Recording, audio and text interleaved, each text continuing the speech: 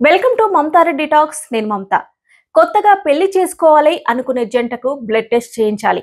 వాళ్లకు ఒకే రకమైన blood group ఉంటే పిల్లలు పుట్టే ఛాన్స్ ఉండదు అని డాక్టర్లు కూడా బ్లడ్ టెస్ట్ చేయించుకోవాలని చెప్తున్నారని చాలా రోజుల నుంచి కొంతమందిలో ఒక భయం, అపోహ ఉంది. అయితే డాక్టర్లు చెప్పిన విషయం పిల్లలు పుట్టడం గురించి కాదు, అదంతా తప్పుడు ప్రచారం అని క్లారిటీ ఇస్తున్నారు. ఇకపోతే అసలు విషయం ఏంటంటే, భార్యాభర్తలు ఆర్హెచ్కు అనుకూలంగా లేని కేసుల్లో సంతాన సమస్య వస్తుందని చెప్తున్నారు. వీర్య కణాలు అండాలపై బ్లడ్ గ్రూప్ యాంటీజెన్లు ఉండవు కాబట్టి ఏ, బి, ఓ, ఏబి గ్రూప్ల ప్రభావం సంతానంపై ఎలాంటి ఎఫెక్ట్ ఉండదు. అయితే సెకండ్ కేటగిరీ అయిన ఆర్హెచ్ ఎఫెక్ట్ ఖచ్చితంగా ఉంటుంది. రేరుగా పుట్టే పిల్లలో ఆర్హెచ్ ఇన్కంపాటబిలిటీ అనే ప్రాబ్లం వస్తుంది. Mother blood group Rh negative అయి father blood group Rh positive అయితే ఈ ప్రాబ్లం ఉండొచ్చు.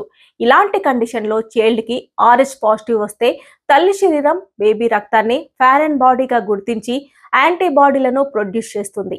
అయితే ఫస్ట్ ప్రెగ్నెన్సీలో ఇదేం పెద్ద ప్రాబ్లం కాదు, కానీ సెకండ్ అండ్ థర్డ్ ప్రెగ్నెన్సీలో తల్లిలోని యాంటీబాడీలు గర్భస్థ శిశువు ఎర్ర రక్త కణాలను డ్యామేజ్ చేసే ప్రమాదం ఉంది.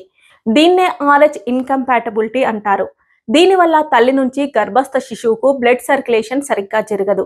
దీనివల్ల బేబీకి అనీమియా, కామర్లు, ఇంకొన్ని సందర్భాల్లో బ్రెయిన్ కి సంబంధించిన ప్రాబ్లమ్స్ కూడా రావచ్చు. దీనికి కూడా ఇప్పుడు ట్రీట్మెంట్ అవైలబుల్ గా ఉందని, భయపడాల్సిన అవసరం లేదు అని డాక్టర్లు చెప్తున్నారు. ఆర్హెచ్ నెగిటివ్ గర్భిణులకు యాంటీ-డి ఇమ్యునోగ్లోబిన్ ఇంజెక్షన్ ఇస్తారు. ఈ ఇంజెక్షన్ తల్లి శరీరంలో యాంటీబాడీలు ఏర్పడకుండా ప్రొటెక్ట్ చేస్తుంది. అయితే ఇంజెక్షన్ ప్రెగ్నెన్సీ వచ్చిన 28 వారాలు లేదా బేబీ పుట్టిన 72 గంటల్లో ఇస్తారు. ఈ ట్రీట్మెంట్ ద్వారా ఆర్హెచ్ ఇన్కంపాటబిలిటీ ప్రాబ్లంకి చెక్ పెట్టొచ్చని, అందుకే పెళ్లికి ముందు బ్లడ్ టెస్ట్ చేయించుకోమని డాక్టర్లు సూచిస్తున్నారు. అలాగే అనీమియా, సెక్సువల్ ట్రాన్స్మిటెడ్ డిసీజెస్ ఉన్నా ముందే గుర్తించి ట్రీట్మెంట్ ఇవ్వచ్చు. ఈ ఇన్ఫర్మేషన్ మీకు నచ్చితే, ఎవరికి ఉపయోగపడుతుందో వారికి షేర్ చేయండి. Thank you for watching.